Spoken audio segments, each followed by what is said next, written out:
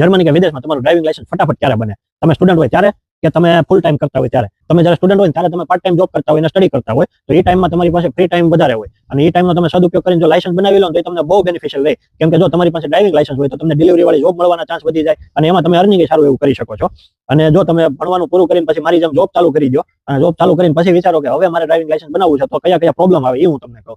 તો સૌથી પહેલો પ્રોબ્લેમ એ આવે કે તમે એક તો ફૂલ ટાઈમ જોબ કરતા હોય એટલે સવારે તમે વહેલા ઉઠીને જોબે જાઓ, જોબેથી આવીને તમે પછી ડ્રાઇવિંગ ક્લાસ હાટું જાઓ તો ત્યારે તમારી પાસે ઇનફ ટાઈમ ન હોય અને એના જ્યારે ક્લાસ હોય ને ત્યારે તમારે હાજરી આપવી પડે એટલે તમારે જોબમાંથી કાં તો વહેલું આવવું પડે કાં તો તમારે રજા રાખવી પડે. બીજો પ્રોબ્લેમ એ છે કે ડ્રાઇવિંગ સ્કૂલ આપણે ઇન્ડિયાની જેમ 8 9 વાગ્યા સુધી સાંજે ન હાલતી હોય, એનો ટાઈમ ફિક્સ હોય 6 વાગ્યા સુધી 7 વાગ્યા સુધી. એટલે 7 વાગ્યા સુધી લગભગ તો નથી જ હોતી પણ હું તમને તોય કહું છું મોટા સિટીમાં કદાચ હોય તો એ ટાઈમમાં જો તમારી પાસે ટાઈમ ન હોય તો તમને જડ દઈને ડ્રાઇવિંગના ક્લાસ મળે નહીં અને તમારું હંમેશા ડ્રાઇવિંગ લાયસન્સ ડીલે થાય. અને મારા કેસની જો હું વાત કરું તો મારે 9 મહિના લાગ્યા તમારું જર્મન ડ્રાઇવિંગ લાયસન્સ બનાવવામાં. તો જો તમારે આ પ્રોબ્લેમમાં ન પડવું હોય તો તમે ભણતા તમારું ડ્રાઇવિંગ લાયસન્સ બનાવો જેથી કરીને તમને પાર્ટ ટાઈમ જોબે સારી મળી શકે, તમારે ખોટી અનનેસેસરી મજૂરી ન કરવી પડે અને તમે સારી એવી અર્નિંગ કરી શકો.